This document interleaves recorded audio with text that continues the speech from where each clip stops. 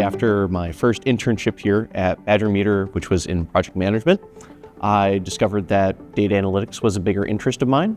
I decided to change my major at that point and pursue the path I was more interested in.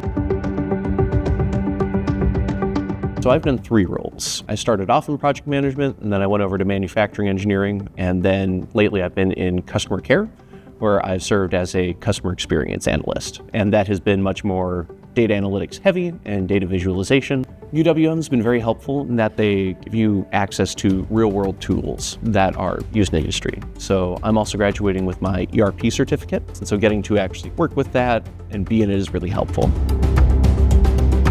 I've really appreciated that most of my professors are former industry professionals that are coming to teach us too.